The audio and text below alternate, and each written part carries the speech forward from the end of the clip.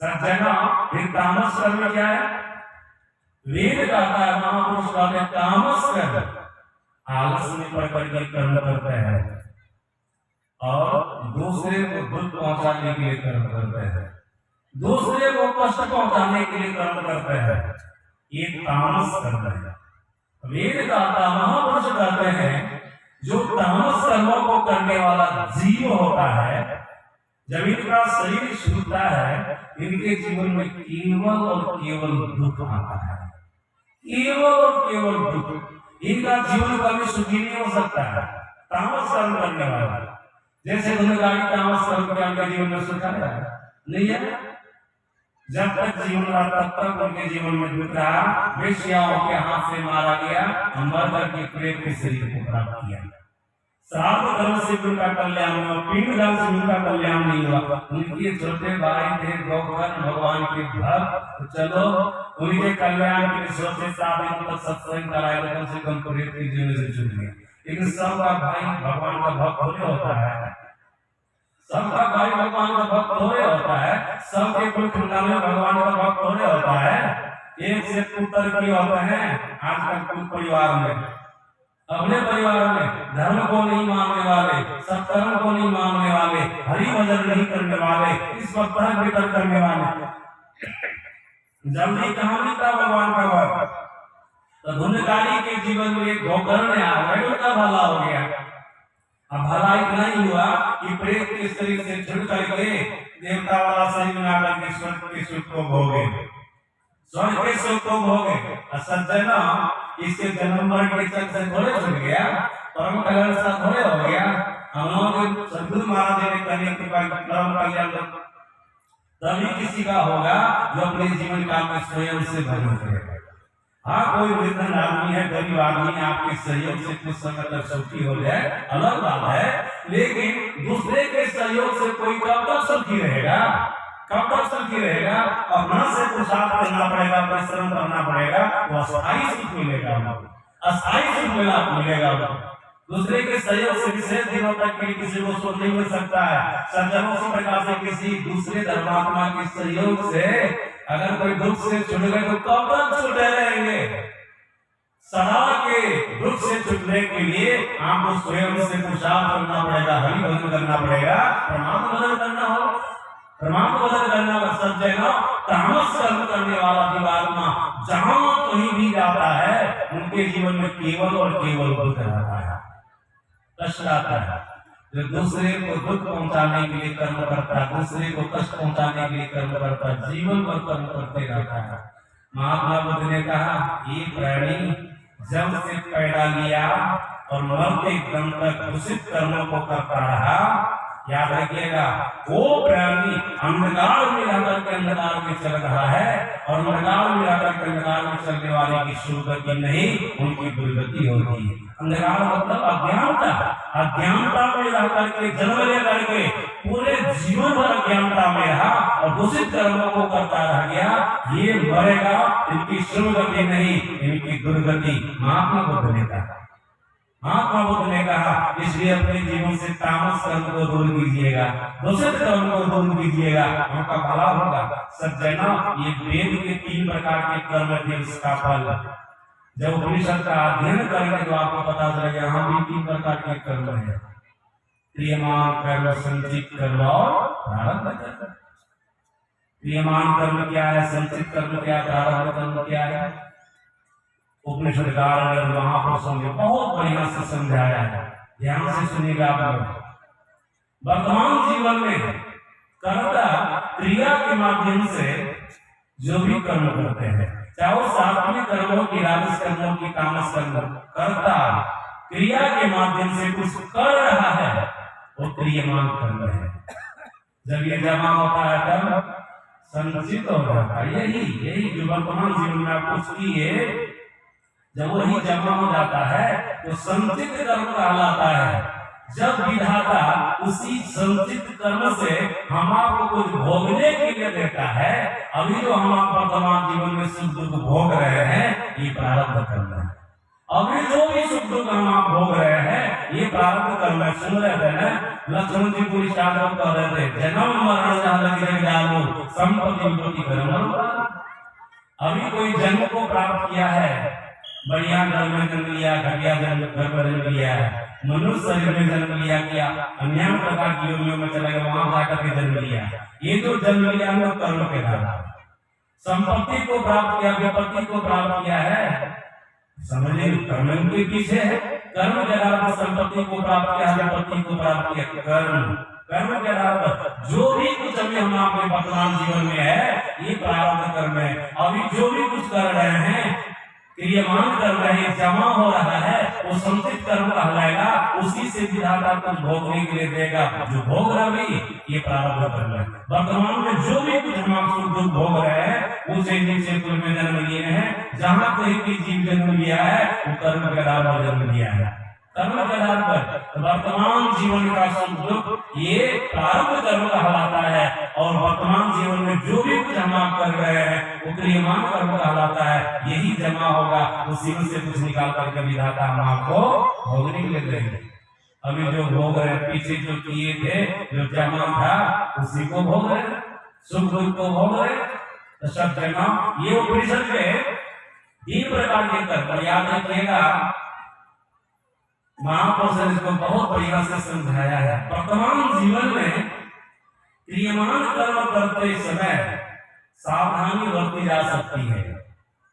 वर्तमान जीवन में क्रियमान कर्म करते समय जो कर्ता कर्म कर रहा है क्रिया के माध्यम से, यहाँ पर सावधानी बरती जा सकती है। सावधानी क्या बरती जा सकती है? आप बुरे कर्मों का परित्याग कर सकते हैं, अच्छे कर्मों को कर सकते हैं। तामस कर्म से बच सकते हैं, राजस कर्म से बच सकते हैं, सात्विक कर्म कर सकते हैं, सावधानी बरत सकते हैं। बस मोट में समझ लीजिए, अशुभ कर्मों का परित्याग कर सकते हैं, अशुभ कर्मों को आप कर सकते हैं। ये वर्तमान जीवन में होगा। सावधानियां बरत सकते हैं। असौनियों जो हम आपका संचित कर्म है ना, भजन के द्वारा, ध्यान के द्वारा, भजन के द्वारा, ध्यान के द्वारा उसको काट सकते हैं, उसको समाप्त कर सकते हैं, उसको जला सकते हैं, उसको समाप्त कर सकते हैं। असत्य न, लेकिन प्रारब्ध कर्म को आपको भोगना ही पड़ेगा। प्रारब्ध कर्म हम आपके जीवन में विधाता के अंदर कमान करके आ गया है ना, वो तो भोगना ही पड़ेगा। कुछ सुख दुख को भी भोग रहे हैं, और जब तक जिएंगे कुछ न कुछ हमारे जीवन में सुख दुख आवेगा, उसको नहीं भोग रहे हैं, उनको भी भोगना पड़ेगा। ये प्रारब्ध कर्म है। कितनों बड़े महापुरुष बन जाइएगा तो अपने प्रारब्ध कर्म से आप नहीं बच सकिएगा, उसका परिणाम तो भोगना ही पड़ेगा। कितनों बड़े महापुरुष बन जाइएगा उसका परिणाम आपको भोगना ही पड़ेगा। रामकृष्ण परमहंस देव जी महाराज के शिष्यों ने कहा था, गुरुदेव आप तो काली माता से बातचीत करते हैं, बहुत बड़े पुजारी हैं, आपके गला में कैंसर रोग हो गया है, कैंसर रोग हो गया। माता जी को कहिए आशीर्वाद देंगे ना, ये रोग छूट जाएगा। रामकृष्ण मंत्री जी महाराज ने क्या कहा? ये हमारा कर्म है, इसके लिए मैं आशीर्वाद नहीं मांग सकता हूँ।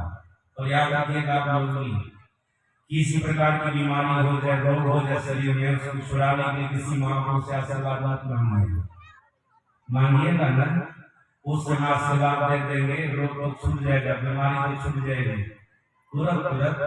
ये आशीर्वाद जो है ना अंग्रेजी दवाई है, समझे ना, अंग्रेजी दवाई है। छूट जाएगा रोग, छूट जाएगी बीमारी, लेकिन फिर ये रोग हो जाएगा, फिर बीमारी हो जाएगी शारीरिक कष्ट। सुनिए, संतोष वासी कुछ स्वामी श्रीधरदास जी महाराज, सदगुरु महाराज जी की अनन्य सेवा। बस गुरु महाराज जी का शरीर छूटा तो 6 महीने के बाद इनका भी शरीर छूट गया। जो पुराने सत्संगी हो गए इस बात को बढ़िया से जानते हैं, छूटा। गुरु महाराज जी के समय में कुछ दम्मा की बीमारी हो गई थी, दम्मा की बीमारी। जैसे लोहार का भांति चलता है ना, वैसे कुछ स्वामी श्रीधरदास महाराज का पेट ऊपर नीचे होते रहता था।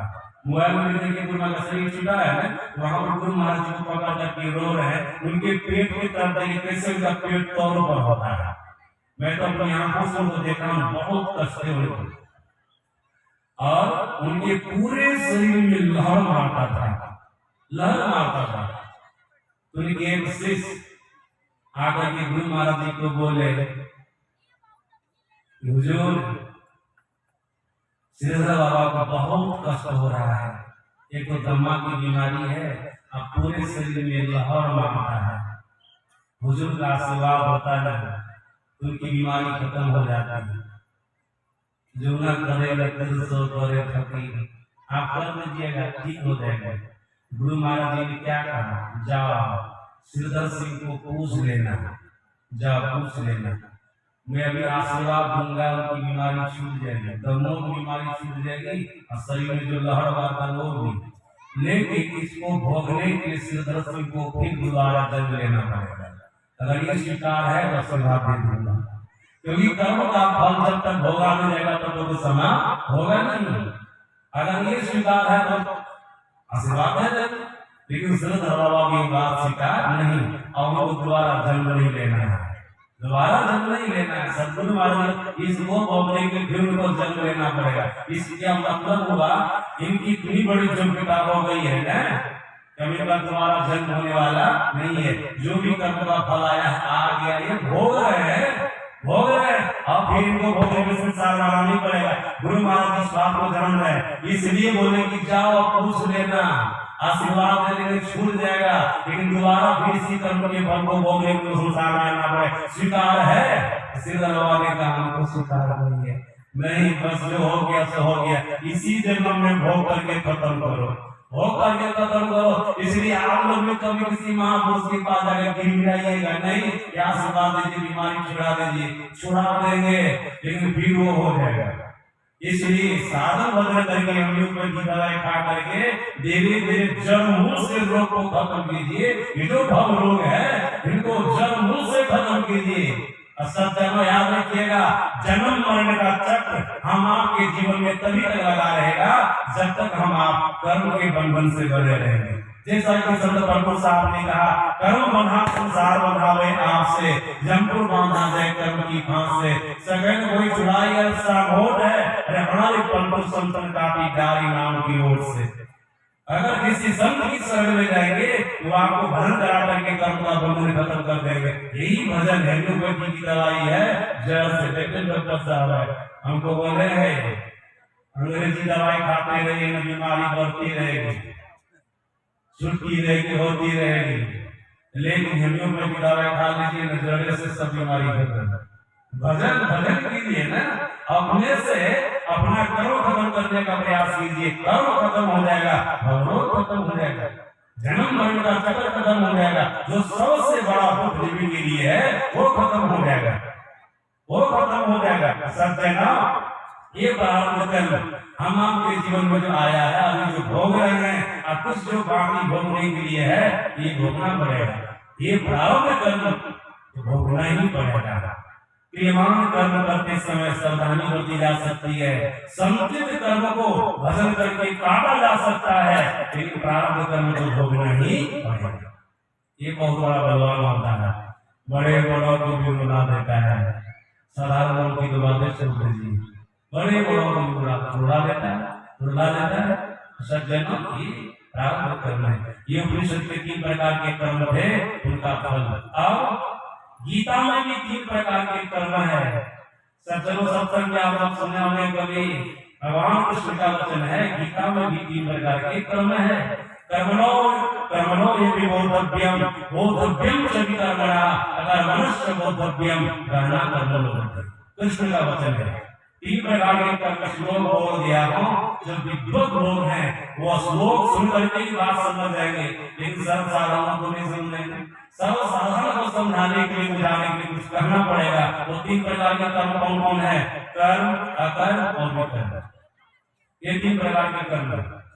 कर्म क्या है, अकर्म क्या है और विकर्म क्या है, इसको समझना है। कर्म मतलब विधि कर्म, करने योग्य कर्म। मानव जीवन हम आपको मिला करने योग्य कर्म करें। करने योग्य कर्म क्या है? धर्मशास्त्र के माध्यम से महापुरुषों ने जितने सत्कर्मों का वर्णन किया है, सारे सत्कर्म करने योग्य कर्म है।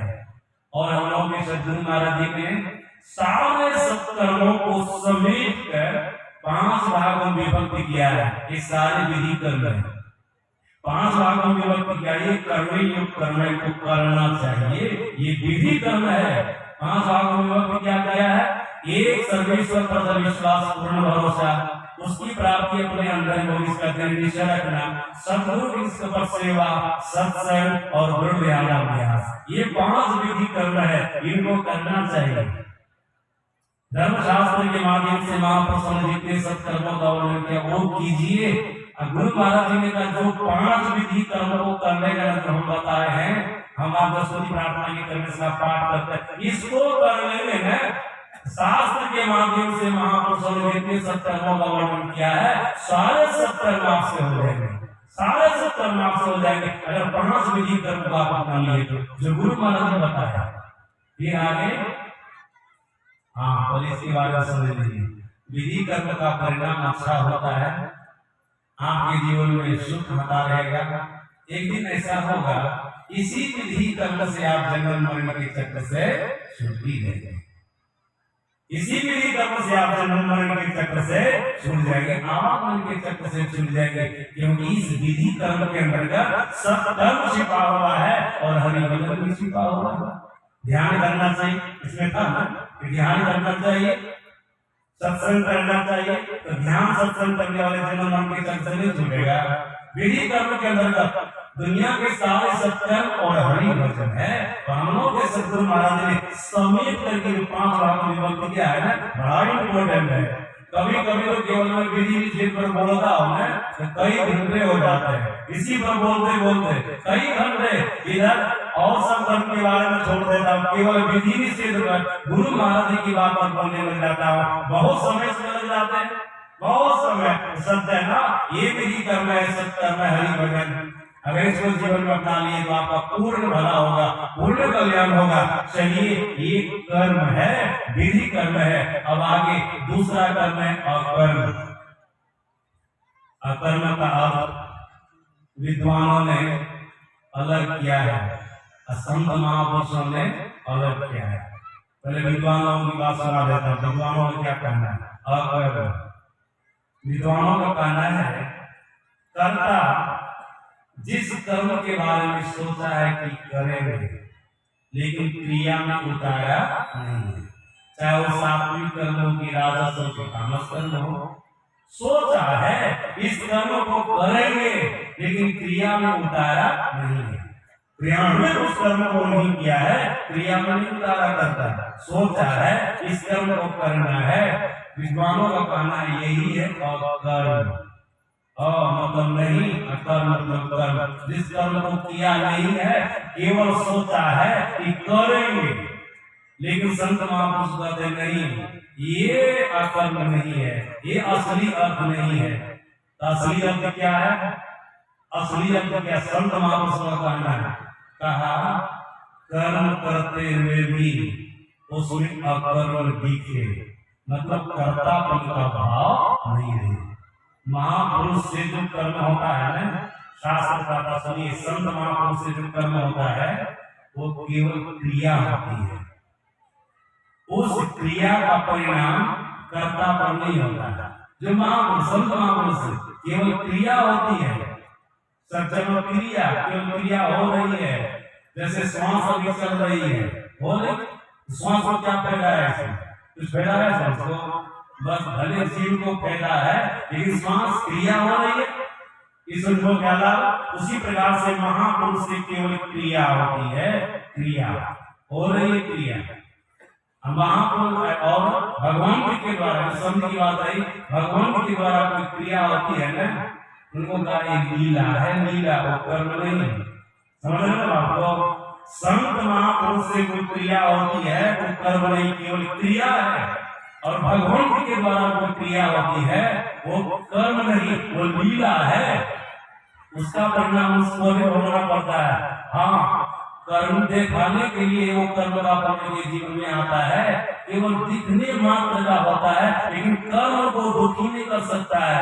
जैसे मोर के पंख पर आंख रहती है, आंख केवल देखने के लिए है कि आंख है, लेकिन उस आंख से कोई देखने का काम नहीं कर सकते। उसी प्रकार से महापुरुष के शरीर में कोई बीमारी आती है, संत हो या भगवान को उनका कर्म का फल आता है, हम आपको देखने में आएगा, अरे हमारे तरह को रोग हो गया, बीमारी हो गई, कष्ट में है, दुख में है, तो क्या हम आपकी तरह चिल्लाते और रोते दुखी होते हैं? नहीं, ये मोर के पंख पर का आंख है, इनको केवल देखने में आता है कि रोग है, दुख है, लेकिन रोग से पड़े हुए, रोग से पड़े हुए सच में ये महापुरुष है।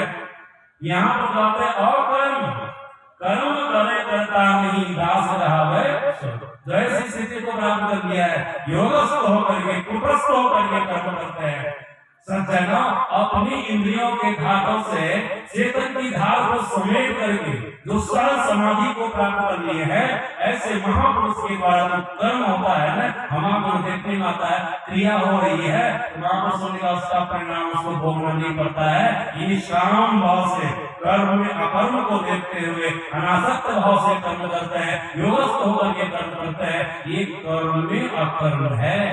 जैसा कि भगवान श्री कृष्ण ने गीता में कहा, नैव किंचित करोमि इति युक्तो मन्यते तत्त्ववित् पश्य स्पृशन्ति विरण्यस्मन् गच्छन् स्वपैश्वसन् प्रलपन् विसृजन् गृह्णन् विसन्नपि इंद्रियाणि सुबन्धविधारयन्। ये महापुरुष देखते हुए नहीं देखते हैं, सुनते हुए नहीं सुनते हैं, चखते हुए नहीं चखते हैं, सुनते हुए नहीं सुनते हैं, सारी क्रिया करते हुए कुछ भी नहीं करते हैं। लेकिन ऐसा होगा हम लोगों से, हम लोगों को ऐसा नहीं हो सकता, हम लोगों से ऐसा नहीं हो सकता है। ये केवल संत महापुरुष से होते हैं जो अपने जीवन काल में से परमात्मा की भक्ति करके से परमात्मा को पा लिया है, उनके जीवन में ऐसी घटना घटती। ये है अकर्म, क्रिया हो रही है, कर्म हो रहा है, तब भी कर्ता परिवर्तन भाव नहीं है, तब भी भाव नहीं। आप लोग तो कभी पढ़े होंगे, सुने होंगे चक्षु पाल का वसन, महात्मा बुद्ध के जीवन में यह है। धम्मपद नामक पुस्तक को पढ़ेंगे ना, तो उसमें जो पहली कहानी है, पहली कहानी कथा यही है चक्षुपाल। ये आधा तो भिक्षु थे, दोनों आंखों से अंधे थे, दोनों आंखों से अंधे थे। पूर्व जन्म में स्त्री के साथ दुर्व्यवहार किया था, उनकी सुंदरता पर आसक्त होकर उनकी आंखों को फोड़ डाला था। ये वैद्य डॉक्टर थे, गलत निगाह से देखा था, परिणाम उनके जीवन में आया है। इस जीवन में बुद्धि की शरण में आया वो पा लिए, मतलब परमात्मा को पा लिए, ईश्वर को पा लिए है, लेकिन अभी दोनों आंखों से अंधे हैं। ये जब चलते थे ना, बहुत सारे कीड़े मकोड़े बीज रोटियां मर जाते थे। अंधे भिक्षु लोग महात्मा को बोले, इनके लिए काफी आधार भिक्षु है, परमात्मा को प्राप्त हुए महापुरुष हैं, ये जब चलते हैं इनके पैर से दब के बहुत सारे कीड़े मकोड़े मर जाते हैं। महात्मा बुद्ध ने क्या कहा है, वो कर्म करने की चेतना नहीं है, कर्म करने की चेतना नहीं है। ऐसे महापुरुष के पैर से लग कर कीड़े मकोड़े मर जाएगा, कोई भी जीव मर जाए उसका भले हो जाएगा, उसका कल्याण हो जाएगा। शंकर की चरण रल पड़ जाए, भगवान की चरण रल पड़ जाए, कोई इसको ग्रहण कर ले, पाले, अपने मस्तक पर लगा ले, शरीर पर लगा ले, सब जनों का पान को कर ले, क्या उसका पाप रहेगा, उसका तो भला हो जाएगा, उसका तो कल्याण हो जाएगा। भगवान श्री राम का चरण लग गई है, भगवान श्री राम की चरण लगा, हिंदिया के शरीर पर कल्याण हो गया ना। भगवान श्री कृष्ण का पेट का दर्द गोपियों के चरण से छुड़ गया ना। सब जगह यहाँ पर देखिएगा, भागवत महापुराण को पढ़ करके पता चलेगा, संत के पीछे पीछे चल रहे हैं भगवान श्री कृष्ण। उद्धव को से क्यों चल रहे हैं? संत आपका भक्त होता है, आपको आगे आगे चलना चाहिए, उनको पीछे पीछे भगवान कृष्ण का कारण है। हम संसारिक लोग हैं, हमसे पाप कम होता ही होता है। संत लोग संसारिक लोग नहीं होता, हमसे पाप कम नहीं, केवल उनकी सहज अवस्था होती है, उनकी सूरत, उनकी चेतना परमात्मा में लगी रहती है। मैं इनके पीछे पीछे इसलिए चलता हूँ, उनकी चरण धुलेगा मेरे माथे पर पड़ जाए, मेरे शरीर पर पड़ जाए, मेरा पाप खत्म हो जाएगा, मेरा पाप खत्म हो जाएगा। संत की चरण धुली, ये ताकत है, ये शक्ति है। भागवत महापुराण को पढ़ करके देखिए, आपको पता चलेगा। तो सच है ना, यहाँ पर महात्मा बुद्ध कहते हैं इनको कर्म करने की कोई चेतना नहीं है, चक्र पालन हो। इनके पैर के नीचे दब करके बहुत सारे कीड़े मकोड़े मर जाते हैं, मोटियां मर जाती हैं, उनका भला हो रहा है, यहाँ पर उनका कल्याण हो रहा है। पाप कैसे लगेगा? पाप कैसे लगेगा? सत्य है ना, ये गीता के अकर्म है, कर्म के बाद अकर्म। ये महापुरुष कर्म करते हुए भी कुछ नहीं कर रहे हैं, सारे इंद्रियों में बरतते हुए भी कुछ भी नहीं कर रहे हैं, ये कर्म में अकर्म है। फिर विकर्म क्या है? विकर्म को भी महापुरुषों ने समझा, विद्वानों का कहना है विकर्म ये भी विशेषण है, विशेष कर्म ये विद्वानों का कहना है। विकर्म का मतलब होता है विशेष कर्म, विद्वानों के साथ कहना है, लेकिन संतों का क्या कहना? नहीं नहीं, विकर्म का मतलब होता है निषिद्ध कर्म, नहीं करने योग्य कर्म। धर्मशास्त्र के माध्यम से महापुरुषों ने जितने पाप कर्मों का वर्णन किया है वे सारे पाप कर्म निषिद्ध कर्म है। और हम लोग के शब्द महाराज सम्मिल करके बोला, सभी लोग जानते सभी का पाठ करते हैं स्तुति प्रार्थना के क्रम में, झूठ चोरी नशा हिंसा और ये 5 निषिद्ध कर्म है। गुरु महाराज जी ने कहा अगर 5 निषिद्ध कर्म का आपको त्याग कर दिया है तो उनके जीवन में किसी प्रकार का निषिद्ध कर्म तो धर्मशास्त्र के माध्यम से महापुरुषों ने बताया नहीं होगा, निषिद्ध कर्म नहीं होगा।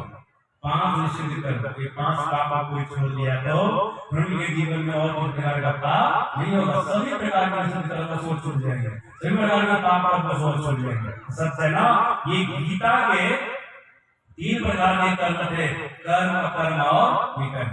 रामायण में वही विधि निषेध में करने वाला हर नहीं कर्म धारण विधि कर्म और निषिद्ध कर्म, सद्गुरु महाराज ने कहा विधि कर्म और निषिद्ध कर्म, और संतवाणी में शुभ कर्म और अशुभ कर्म। इस तरह से महापुरुषों ने कर्म को समझाया है और कर्म के फल को समझाया है। सज्जन आप लोग सत्संग को अपनाए हैं, आपके मन में विवेक जागृत हुआ है, अब आपको समझ बुझ करके कर्म करना चाहिए। हमें कौन सा कर्म करना है? शुभ कर्म करना है कि शुभ कर्म करना है? बहुत सारे कर्मों के बारे में मैंने सुनाया, उसको दोहराने की जरूरत नहीं है। अब आप अपने माथा में विचार कीजिए, विवेक लगाइए, हमको कौन सा कर्म करना है। हम लोग के सद्गुरु महाराज जी ने करने की बात की है, अगर कोई अपना परम कल्याण चाहता है, अपना परम कल्याण चाहता है तो अपने जीवन में शुभ कर्मों को अपना ले, साथ साथ हरि भजन भी करे। जैसा कि संत विश्राम जी का स्वीकृत कर ले नाम सुमिर में, कितने लोग समझ लेते हैं क्या? अच्छा अच्छा कर्म कर लेते हैं, भगवान का नाम जाप कर लेते हैं। याद रखिएगा, केवल भगवान के वर्णात्मक नाम जाप से आप कर्म के बंधन से छूटने वाले नहीं है, जन्म मरण के चक्र से छूटने वाले नहीं है। संत मत की साधना नाम से प्रारंभ होती है और नाम में जाकर के अंत लेती है। वर्णात्मक नाम से संत मत की साधना प्रारंभ होती है और धन्यात्मक नाम में जाकर के साधना का अंत होता है।